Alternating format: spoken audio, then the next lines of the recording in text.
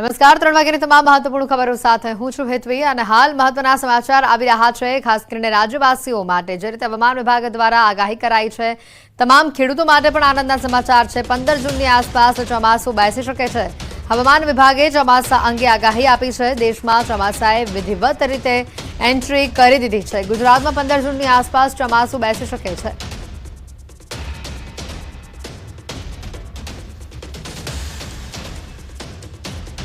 30 मई को केरला के ऊपर मानसून ऑनसेट हो गया है और साथ में ही most part of north east India को और जो गुजरात के लिए जो मानसून ऑनसेट प्रोग्रेस की नॉर्मल डेट है वो 15 जून यानी 15 जून के आसपास गुजरात पे मानसून प्रोग्रेस करेगा।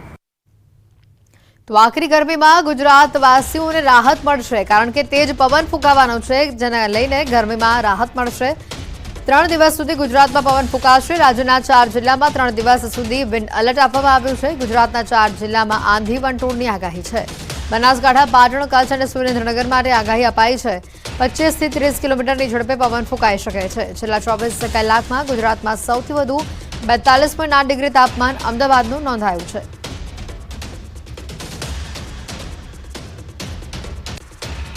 आज कल और परसों के लिए strong wind surface wind prevail करेगी पूरे गुजरात रीजन के लिए और उसकी स्पीड होगी 25 से 30 किलोमीटर पर आवर की और सौराष्ट्र कच्छ और पाटन सुरेंद्रनगर और बनासकांठा के लिए डस्ट स्टॉर्म की वार्निंग दी गई है आने वाले 3 दिनों के लिए यानी आज कल और परसों के लिए और मैक्सिमम टेम्परेचर रियलाइज की बात करेंगे तो अहमदाबाद और गांधीनगर में जो मैक्सिमम टेम्परेचर रियलाइज हुआ है वो अहमदाबाद का 42.8 और गांधीनगर का 42.5 degree Celsius maximum temperature realise हुआ है और जो फोरकास्ट दिया जा रहा है अहमदाबाद और गांधीनगर के लिए मैक्सिमम टेम्परेचर का वो 43 डिग्री सेल्सियस का मैक्सिमम टेम्परेचर का फोरकास्ट आज के लिए दिया जा रहा है। केरळમાં ચોમાસાની દસ્તક આવે છે ગુજરાતમાં તેની અસર જોવા મળી રહી છે ગુજરાતના દરિયાકાંઠા પર તેજ પવન ફૂંકાવાનું શરૂ થયું છે ડુમસના દરિયાકાંઠે ભારે પવન ફૂંકાવાનું શરૂ થયું છે 40 કિલોમીટરની ઝડપે પવન ફૂંકાઈ રહ્યું છે હવામાન વિભાગના મતે 5 દિવસ સુરત નવસારી અને વલસાડમાં વાદળછાયું વાતાવરણ જોવા મળશે આ સાથે શહેરમાં 20 થી 25 કિલોમીટરની ઝડપે પવન ફૂંકાવાની શક્યતા છે 3 દિવસ સુધી પવનનું જોર રહે તેવી શક્યતા છે પવનના કારણે ગરમી ઓછી પરંતુ બફારાની સ્થિતિ યથાવત જોવા મળશે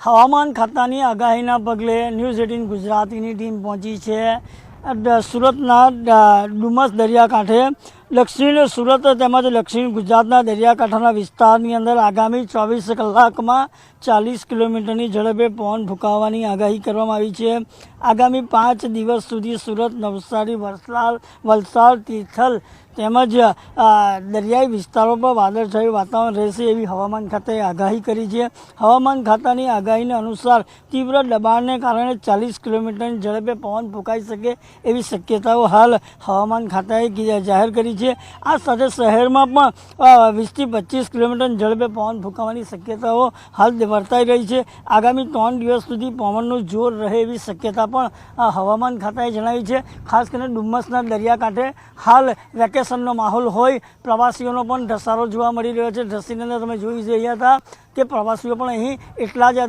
ડુમસ દરિયાકાંઠે ફરવા આવી રહ્યા હતા અને ખાસ કરીને આ હવામાન ખાતાની આગાહીના પગલે પૂરજોશની અંદર પવનના સોસવાટા સાથે પવન હાલ ચાલી રહ્યો છે કેમેરામેન ભરત બ્રહ્મભટ્ટ સાથે કેતન પટેલ ન્યૂઝ 18 ગુજરાતી સુરત નવસારીમાં હવામાન વિભાગની આગાહીના પગલે 2 બીચ બંધ કરાયા છે રાજ્યમાં આગામી 5 દિવસ ભારે પવન ફૂંકાવાની હવામાન વિભાગે આગાહી આપી છે આગાહી કરતા નવસારી જિલ્લા વહીવટીતંત્ર એલર્ટ થયું છે દાંડી અને ઉમરાટ દરિયા કિનારે સહેલાણીઓ માટે તાત્કાલિક અસરથી બંધ કરી દેવાયા છે જોકે વાતાવરણની અસર દાંડી દરિયા કિનારા પર પણ જોવા મળી રહી છે દરિયામાં કરંટની સાથે ભારે પવન ફૂંકાઈ રહ્યું છે ઊંચા મોજા ઉછળી રહ્યા છે સાવચેતીના ભાગરૂપે પોલીસ બંદોબસ્ત ગોઠવવામાં આવ્યો છે કોઈ અનિચ્છનીય ઘટના ન બને તેના માટે વહીવટીતંત્ર બાજ નજર રાખી રહ્યું છે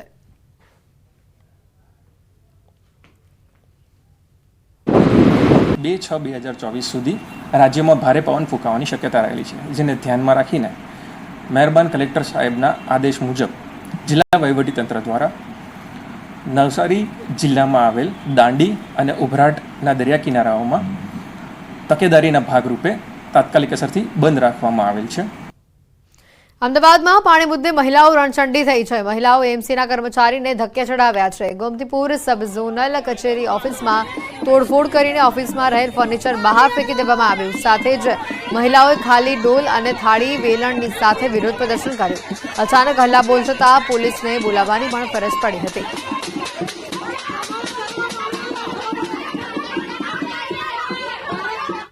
રાજ્યમાં ભ્રષ્ટાચારનો વ્યાપ સતત વધી રહ્યો છે. સાંસદનો તેમાં એકરાર સામે આવ્યો છે. ખુદ સાંસદે જ તંત્રના ભ્રષ્ટાચારનો ખુલાસો અહીંયા કરી દીધો છે. સાંસદ રામભાઈ મોકરિયાએ મોટો ખુલાસો કર્યો. ફાયર એનઓસી માટે મેં પણ આપ્યા હતા 70,000. સૂત્રો પાસેથી આ માહિતી. ડેપ્યુટી ફાયર ઓફિસર ભીખાભાઈ ઠેબાને પૈસા આપ્યા હતા.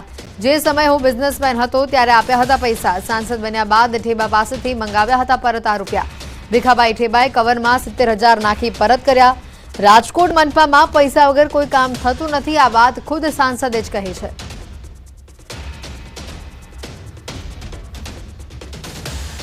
સમગ્ર મુદ્દે ન્યૂઝ 18 પણ સવાલ કરી રહ્યું છે. જે ઘટના સામે આવી છે તેને લઈને ઘણા સવાલો છે. ભ્રષ્ટાચારનો એકરાર કુલ સાંસદે જ કર્યો. એક રાજનેતાના સ્વીકારથી ઘણા મોટા સવાલો ઊભા થઈ રહ્યા છે. સમગ્ર ઘટનાને લઈને ફાયર એનઓસી માટે કેમ 70,000 રૂપિયા આપ્યા તે પણ સૌથી મોટો પ્રશ્ન ઊભો થઈ રહ્યો છે. અને 70,000 રૂપિયા આપ્યા તો પરત કેમ લીધા? પૈસા આપવા એ ભ્રષ્ટાચારને પોષવા જેવી બાબત ગણી શકાય. અને જ્યારે આ સમગ્ર મુદ્દે ખુલાસો ખુદ સાંસદ દ્વારા જ કરવામાં આવ્યો છે, જેને લઈને આ ભ્રષ્ટાચાર ખુલ્લો પાડ્યો કે પછી પોષ્યો તે પણ હાલ સવાલ ઊભો થઈ રહ્યો છે. સાંસદ બન્યા બાદ કેમ પૈસા પરત લીધા?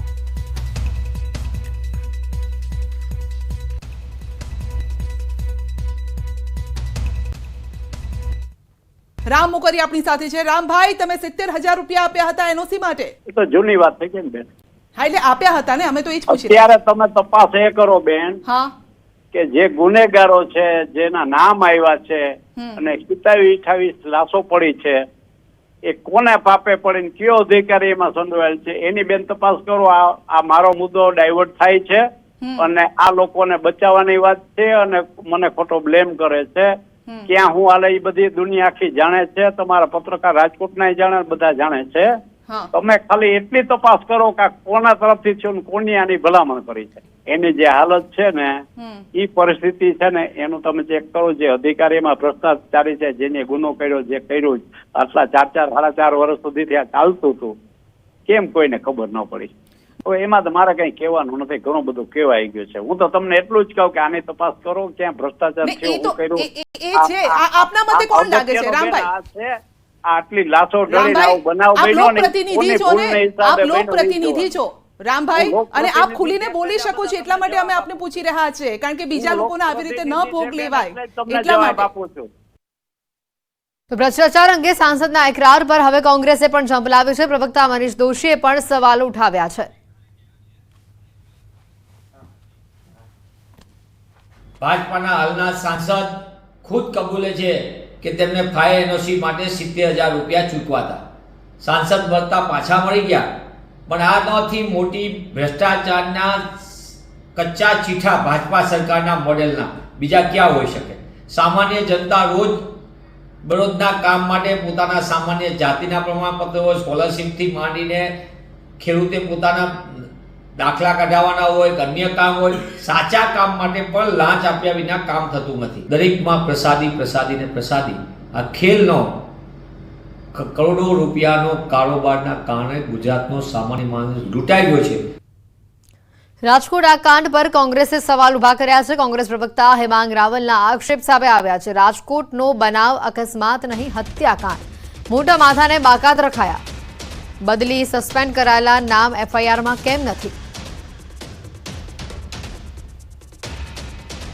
હકીકતમાં અકસ્માત નથી, પરંતુ એક હત્યાકાંડ છે. હજી આ તપાસ જે છે એ તપાસની અંદર મોટા માથાઓને બાકાત રાખવામાં આવ્યા છે. જો સરકાર એમ કહેતી હોય કે અમે સસ્પેન્ડ કર્યા છે અને કેટલાક અધિકારીઓની બદલી કરી છે, જો અધિકારીઓની બદલી કરી હોય કે જેની અંદર આઈએએસ અને આઈપીએસ અધિકારી હોય, બદલી કરી એનો મતલબ એ દોષિત છે. અને એ દોષિત હોય તો શા માટે એમના નામ એફઆઈઆરમાં નથી આવ્યા? જે લોકો સસ્પેન્ડ થયા છે એ લોકો પણ દોષિત જ છે, તો શા માટે એમના નામ એફઆઈઆરમાં નથી આવ્યા? તો આરોપી ધવલ ઠક્કરની ધરપકડ પર કોંગ્રેસે સવાલ ઉભા કર્યા છે. ધવલ ઠક્કર તો માત્ર મોહરો છે. ટાયર પંક્ચરની દુકાન ચલાવતો હતો ધવલ. ટીઆરપી ગેમ ઝોનમાં 14,000નો પગારદાર હતો આ ધવલ. આરોપી ધવલ કેવી રીતે ગેમ ઝોનનો માલિક થયો? પૈસા રોકનારા કોણ છે અને તેની કોંગ્રેસે તપાસની માંગ કરી છે. ધવલ ઠક્કરની જે અત્યારે આબુથી એની ધરપકડ કરવામાં આવી છે, એ ધવલ ઠક્કર સૂત્રો દ્વારા એના માહિતી મળી રહી છે કે ધવલ ઠક્કર તો માત્ર મોરું છે.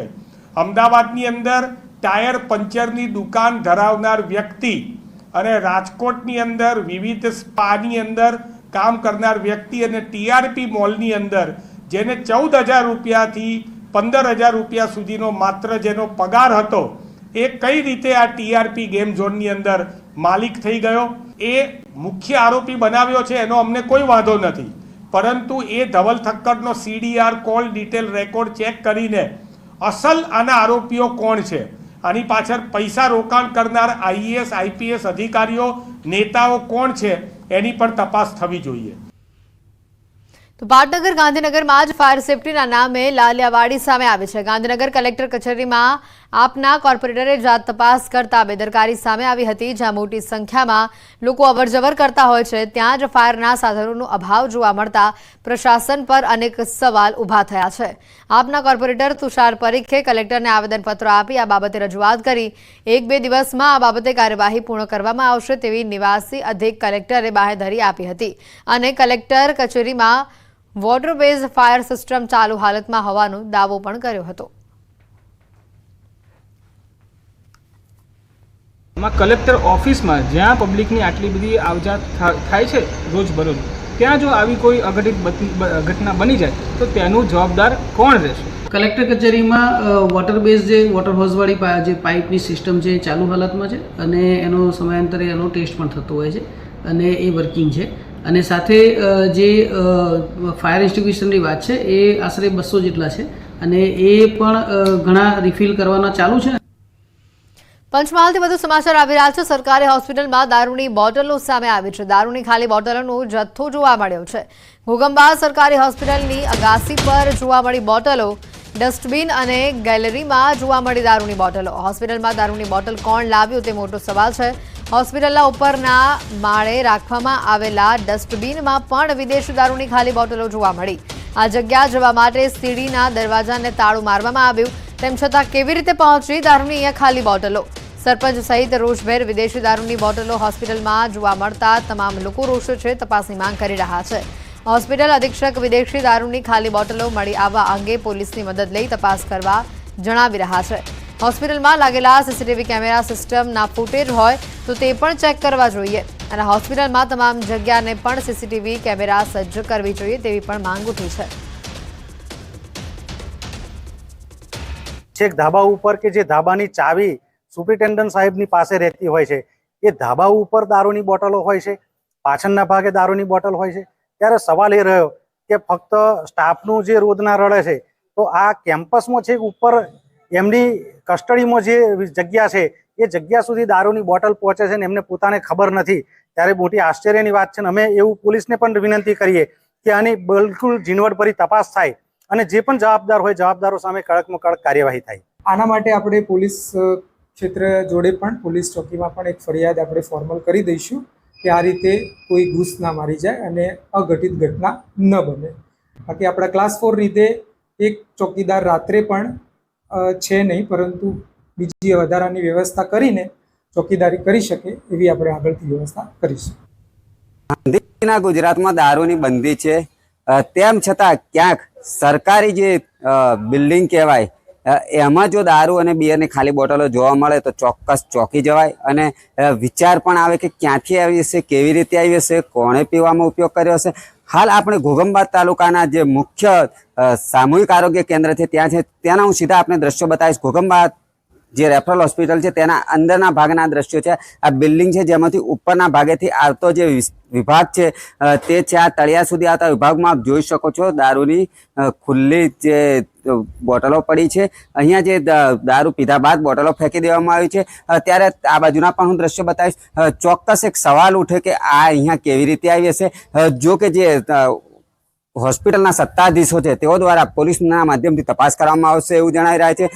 આ માત્ર એક જ જગ્યાએ દારૂની બોટલો નથી જોવા મળી. આ જ રીતે હોસ્પિટલના ઉપરના ભાગે ડસ્ટબિન છે સહિત જે આજુબાજુનો વિસ્તાર છે ત્યાં પણ દારૂની બોટલો જોવા મળી રહી છે. હોસ્પિટલમાં કોણ સાહસ કરી આ પ્રકારે દારૂ પી રહ્યું છે અને લાવી રહ્યું છે એ પણ એક વિચારવા જેવી બાબત છે. ત્યારે અહીંના સત્તાધીશો દ્વારા હોસ્પિટલમાં જો સીસીટીવી કેમેરા ફૂટેજ હોય તો તેને પણ ચકાસવા જોઈએ. સાથે સાથે પોલીસના માધ્યમથી તપાસ થવી જોઈએ. સાથે સાથે જે હોસ્પિટલની જે વ્યવસ્થા છે, જે સિક્યુરિટી વ્યવસ્થા છે તેને જડબે સલાક બનાવી દેવી જોઈએ અને સીસીટીવીની નિગરાની હેઠળ સમગ્ર જે હોસ્પિટલ છે તેનો વ્યવહાર થાય એવું પણ અહીંના સ્થાનિકો ઈચ્છી રહ્યા છે. અને આ જે દારૂની બોટલો મળી આવી છે જે ચોંકાવનારી બાબત છે, જે અંગે પણ તપાસ થાય તેવું અહીંના સ્થાનિક સરપંચ જણાવી રહ્યા છે. રાજેશ જોશી, ન્યૂઝ 18 ગુજરાતી, ઘોગંબા, પંચમહાલ. રાજકોટની ઘટના બાદ દાહોદ વહીવટીતંત્ર હરકતમાં આવ્યું છે. પ્રાંત અધિકારી, મામલતદારની ટીમોએ તપાસ હાથ ધરી છે. બરોડા મલ્ટી સ્પેશિયાલિટી હોસ્પિટલની ગંભીર બેદરકારી સામે આવી છે. G+2ની પરવાનગી ઉપર 6 માળની હોસ્પિટલ બનાવી છે. બાયોમેડિકલ વેસ્ટના ઢગલા એમ જ પડેલા અહીંયા જોવા મળ્યા. ઓક્સિજનની બોટલો પણ નિષ્કાળજી પ્રમાણે રખાયેલી હતી.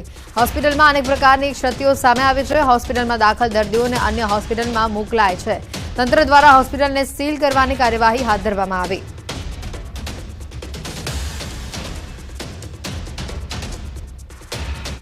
સમાચારોમાં હાલ રોકાઈશું એક બ્રેક માટે.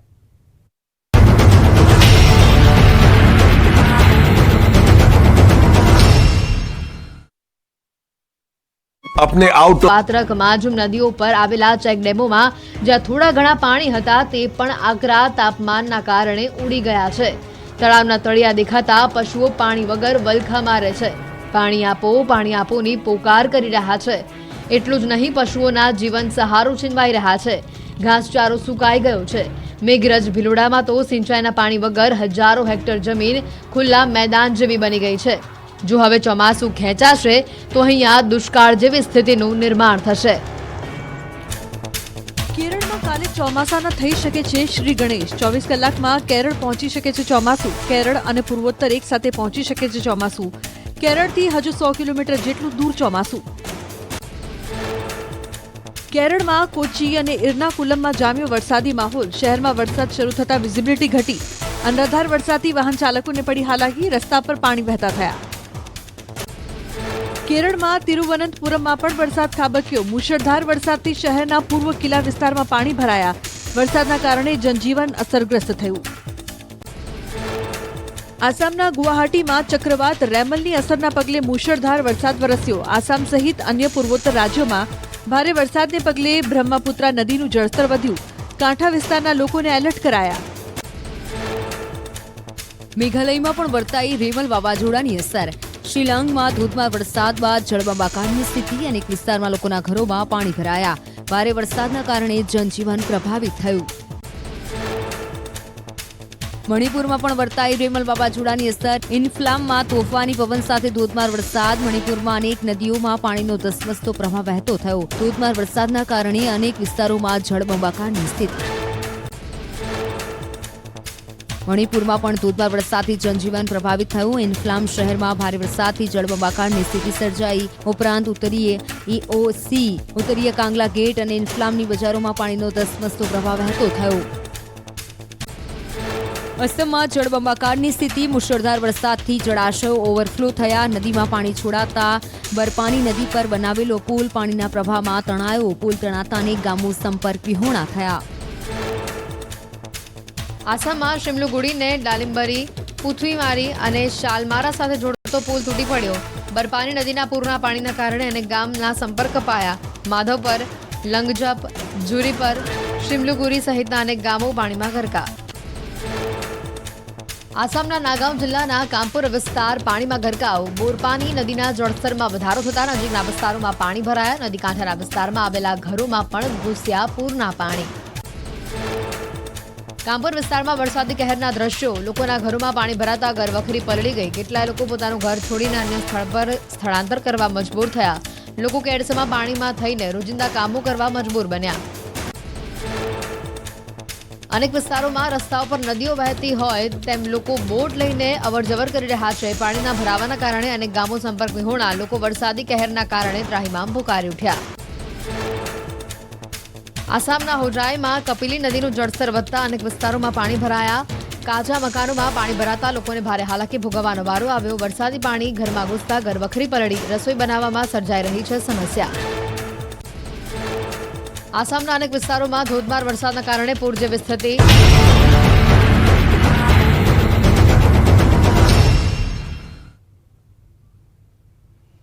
બ્રેક બાદ આપનું સ્વાગત છે. વડોદરામાં નશાબાજ યુવકોની જાહેર માર્ગ ઉપર રાહદારીઓ અને પોલીસ સાથે દાદાગીરીના કેટલાક દ્રશ્યો સામે આવ્યા છે.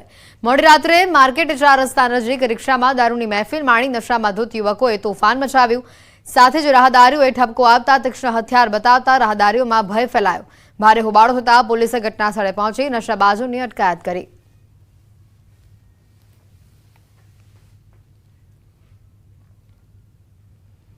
અમદાવાદના સાણંદમાં ભાજપના પૂર્વ તાલુકા પંચાયત પ્રમુખની દાદાગીરી સામે આવી છે. મામલતદાર પર ઘાતક હથિયાર સાથે હુમલો કરવાનો પ્રયાસ કરવામાં આવ્યો. પૂર્વ પ્રમુખ અરવિંદસિંહ વાઘેલા સામે પોલીસ ફરિયાદ નોંધાઈ છે. મામલતદાર કચેરીએ હથિયાર સાથે અધિકારીને મારવા પહોંચ્યા હતા. મામલતદાર રેડ કરે અને વાહનો જપ્ત કરતા વિરોધ કરવામાં આવ્યો. માધવનગર ખાતે જમીનમાં ગેરકાનૂની માટી ખોદકામની મામલતદારની કાર્યવાહી સામે ભાજપના નેતાનો હુમલાનો પ્રયાસ સામે આવ્યો છે. સમગ્ર મામલો સીસીટીવીમાં કેદ થયો છે. હાલ પોલીસ ફરિયાદ થતા તાલુકા પંચાયત પૂર્વ પ્રમુખ ભૂગર્ભમાં ગયા છે. માટી ખનન કરતા માફિયાએ 2 જેસીબી અને ડમ્પર છોડાવવા માટે ભાજપના પૂર્વ તાલુકા પ્રમુખે ભલામણ કરી હતી. નીડર મામલતદાર નવીનચંદ્ર પટેલ કાયદેસર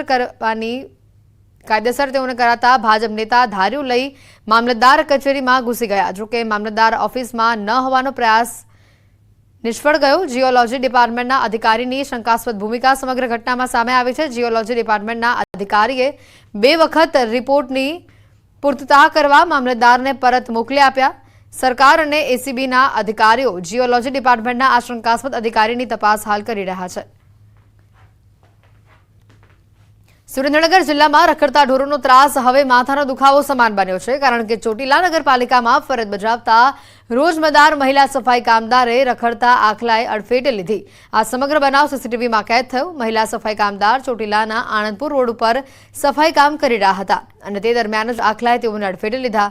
આ બનાવમાં સફાઈ કામદાર મહિલા ઘાયલ થયા છે, જેઓને વાંકાનેર હોસ્પિટલ ખસેડવામાં આવ્યા. ચોટીલા નગરપાલિકા તંત્રને અનેક વખત રખડતા પશુઓને પાંજરે પૂરવાની રજૂઆત કરાઈ છે, છતાં પણ કોઈ જ પ્રકારના પગલાં લેવામાં આવ્યા નથી.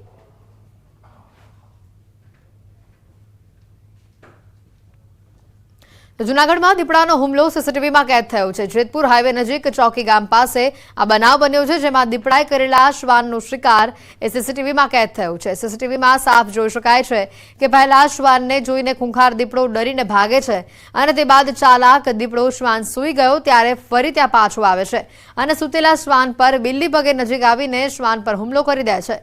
હાલમાં દીપડાના હુમલાના બનાવથી ગામમાં ડરનો માહોલ છે. સ્થાનિકોએ દીપડાને પાંજરે પૂરવા વન વિભાગને જાણ કરી છે. આ સમગ્ર ઘટનાના સીસીટીવી પણ સામે આવ્યા છે, જેમાં જોઈ શકાય છે કે કેટલી શાંત રીતે દીપડો આવે છે અને તે કૂતરાનું શિકાર કરી રહ્યો છે. આ સમગ્ર ઘટનાના સીસીટીવી સામે આવતા ગામ લોકોમાં પણ હાલ ભારે ડરનો માહોલ છે. બનાસકાંઠાના ધાનેરા રેલવે સ્ટેશન પાસે આવેલા શિવ મંદિરનું ઘુમ્મટ તોડી પાડવાની ઘટના સામે આવી છે. લોકોના મતે એક અસ્થિર મગજના અજાણ્યા ઈસમે શિવ મંદિરનું ઘુમ્મટ તોડ્યું છે. શિવ મંદિરનું ઘુમ્મટ તૂટતા લોકોની ધાર્મિક ભાવના દુભાઈ છે. અસ્થિર મગજનો ઈસમ મંદિરના ટોચ ઉપર ચડી ઘુમ્મટ તોડ્યું. પોલીસે તેની અટકાયત કરી સમગ્ર મામલે કાર્યવાહી હાથ ધરી છે. આગળ વાત કરીએ તો સુરત એસઓજીની ટીમ દ્વારા ગેરકાયદેસર ગેસના બાટલાઓનો જથ્થો પકડવામાં આવ્યો છે. 2 અલગ અલગ જગ્યાએથી 70 જેટલા ગેસના ગેરકાયદે બાટલા પકડવામાં આવ્યા. સમગ્ર મામલે બાતમીના આધારે તપાસ કરતા પોલીસ દ્વારા 2 ઇસમોની અટકાયત કરવામાં આવી. જોકે પરવાનગી વગર આટલી મોટી માત્રામાં જથ્થો ક્યાંથી આવ્યો, કોને મંગાવ્યો હતો તેને લઈને પૂરતી માહિતી ન મળતા પોલીસની કામગીરી પર પણ ઘણા સવાલો ઊભા થઈ રહ્યા છે. પરશુરામને બાતમી મળેલ કે મહુવા ગામે મહુવા પોલીસ સ્ટેશનના કરચેલિયા ગામે અશોકભાઈ ચુનીલાલ પટેલ અને પિનાકીન જનસુખભાઈ પટેલ એચપીસીએલ અને બીપીસીએલના બોટલોનો ગેરકાયદેસર વેચાણ ધંધો કરે છે ફાયર સેફ્ટીના સાધનો રાખ્યા સિવાય. અશોકભાઈના ઘરેથી 34 તેમજ પિનાકીનભાઈના ઘરેથી 36 ગેસની એચપીસીએલ, એચપી અને બીપીસીએલની ખાલી અને ભરેલી બોટલો મળી આવેલ. એટલે પોલીસે આ તમામ મુદ્દામાલ કબજે કરી અને બંને ઇસમો વિરુદ્ધ આઈપીસી કલમ 285, 336 અને આવશ્યક ચીજ વસ્તુ ધારાની કલમ 37 મુજબ ગુનો દાખલ કરી આગળની તપાસ શરૂ મહુવા પોલીસ સ્ટેશન ખાતે સુપ્રત કરવામાં આવેલ છે. બુલેટિનમાં અત્યારે ફક્ત આટલો જ. રજા આપશો. નમસ્કાર.